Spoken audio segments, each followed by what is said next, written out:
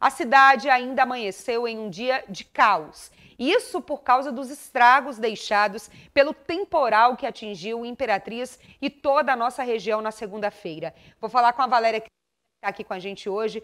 Bom, Valéria, a gente começou o dia recebendo muitos vídeos, muitos relatos, não é, de moradores de Imperatriz por causa dessa situação deixada pela chuva. E aí a gente tem uma reportagem especial sobre o assunto, porque são muitos pontos críticos, não é? Bom dia, Mônica. Bom dia para quem nos assiste. Olha, exatamente. A gente começou o dia já recebendo bastante relatos de moradores de Imperatriz, viu? Principalmente os moradores que foram atingidos ontem pela chuva, né? Principalmente ali na região da JK, no bairro Bacuri também, esses locais que foram fortemente atingidos pela chuva, que tiveram vários pontos de alagamento. E aí, no final, o que ficou foi um rastro de destruição, viu? A gente recebeu relatos de moradores mostrando a situação das ruas. Muitos locais, o asfalto foi praticamente embora por causa da chuva. Muitos buracos também surgiram, estradas cortaram também em algumas regiões da cidade. E também tem muitos moradores relatando que amanheceram o dia, né, após a água ter baixado, retirando lama de dentro de casa e também com prejuízo de eletrodomésticos e móveis. A gente conseguiu o relato desses moradores, entramos em contato com a Secretaria de Infraestrutura também e a gente fez uma reportagem especial mostrando esses vários pontos das cidades que foram atingidos pelas chuvas e os estragos que foram causados. Caros irmãos e irmãs, a Igreja Católica na Diocese de Imperatriz faz a campanha de solidariedade com as famílias. Bom, já a gente vai colocar a reportagem no ar. Você estava vendo agora uma outra imagem que nós vamos exibir ainda ao longo da nossa programação. E agora sim, você vai ver a reportagem de como é que começou o dia aqui em Imperatriz depois do temporal da segunda-feira. Crateras, estradas cortadas, lama, móveis e eletrodomésticos danificados. Essa é a realidade enfrentada por muitos imperatrizenses na manhã desta terça-feira, após a forte chuva de ontem. A água dos vários pontos que ficaram alagados com a chuva baixou em muitos locais, mas deixou um rastro de destruição por onde passou. Na Avenida JK, por exemplo, parte do asfalto foi arrancado. Já na Rua Henrique Dias, no bairro Bacuri, quase não há mais asfalto. Situação parecida com a da Rua Rio Grande, onde os pedaços do asfalto ficaram espalhados pela via. Na Rua Princesa Isabel, no bairro Vila Nova, que foi fortemente atingido pela chuva, os moradores começaram o dia tirando a lama de dentro de casa e calculando os prejuízos.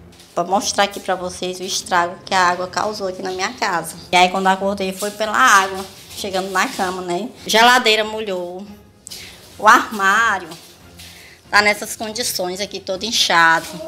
A máquina de lavar roupa não tá mais funcionando. A geladeira tá até aqui no lugar, né? Coloquei bastante tijolo, mas não foi suficiente. A água acabou e molhando o motor. O tanquinho de lavar roupa não tá funcionando. Certo, é prejuízo total. Olha a situação da cama.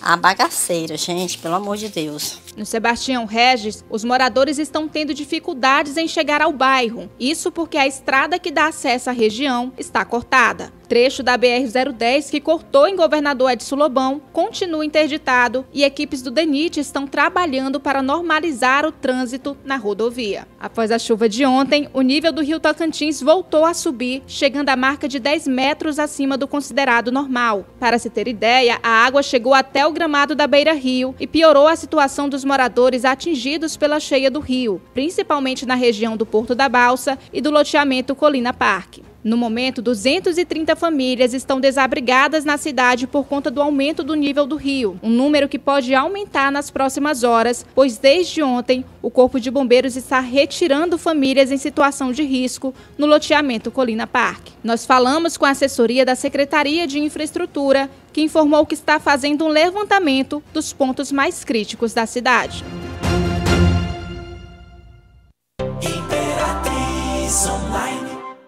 Bom, a situação ainda é muito crítica na cidade, mas que bom que dessa vez a assessoria de comunicação da Secretaria de Infraestrutura respondeu aos questionamentos que não são do Imperatriz Online, e sim da comunidade que está passando por essas situações tão difíceis, ruas construídas, depois dos temporais da última segunda-feira, desse último fim de semana. Vamos continuar com o espaço aberto para a comunidade, para o poder público, quando quiser se pronunciar também, porque esse é o nosso papel sempre. Para as famílias que estão passando por situações tão difíceis, fica o nosso lamento. Hoje, ainda na edição do nosso programa, nós vamos voltar a falar sobre essa situação das chuvas, do Rio Tocantins, que a gente segue falando agora, inclusive. Mas aí eu já chamo a Valéria novamente aqui para a gente atualizar uma informação, que é a situação da BR-010, né, Valéria? Na reportagem, você citou o caso que, ali na área de Governador Edson Lobão, e eu acabei de receber uma nota aqui do DENIT de um outro trecho que também tem uma cratera muito grande. Informação que chegou nesse momento, gente, é aqui, olha, por volta das 7 horas da manhã, né, que apareceu aquela cratera lá em Governador Edson Lobão, entre Porto Franco e Imperatriz. E esse trecho ainda não foi liberado, né? No final da manhã, depois do desgaste, houve o bloqueio total e o reparo está sendo feito. É importante, Valéria, que a gente volte a explicar essa situação, até porque nós estamos falando de um trecho de uma rodovia federal muito movimentado sempre e que ainda não está liberado, não é? Exatamente. E olha, a gente começou a receber desde hoje de manhã muitas perguntas do pessoal de casa, né, que precisam passar por esse local, perguntando se realmente a rodovia já tinha, se o trânsito da rodovia já estava liberado, né? A gente estava tentando ter essas informações, a gente até comunicou para o pessoal aguardar um pouquinho, que a gente estava aguardando a resposta da área responsável, né? A gente recebeu essa resposta agora há pouco, né? A Mônica acabou de receber também, mas hoje cedo a gente tinha falado já com a PRF e aí eles informaram que o local ainda, o trânsito ainda não está liberado na rodovia, né? Porque tiveram alguns problemas, era para ter sido resolvido ontem. Aí a questão de ter sido feito, né, o serviço no local para estabelecer o trânsito. Só que teve alguns problemas e por causa disso ficou para ser normalizado hoje. No momento tem equipes trabalhando no local, eles pretendem que esse serviço seja finalizado ainda agora pela tarde para que o trânsito seja restabelecido normalmente. Mas isso vai depender ainda do volume de água na região. Isso interfere, claro, no dia a dia de muita gente aqui na nossa região. Pessoas que moram em Governador Edson Lobão e trabalham em Imperatriz ou vice-versa, que estão impossibilitados de fazer esse trânsito entre as duas cidades por causa dessa erosão, por causa dessa cratera e principalmente, claro, porque o trânsito está interrompido, porque não há segurança nenhuma para passar pela área. DENIT já trabalhando para resolver o problema. A gente vai seguir acompanhando, tomara que não demore mais também, até porque a gente está falando de um trecho interditado há 24 horas praticamente em uma rodovia federal tão importante como a BR-010 aqui na região tocantina. Imperatriz Online.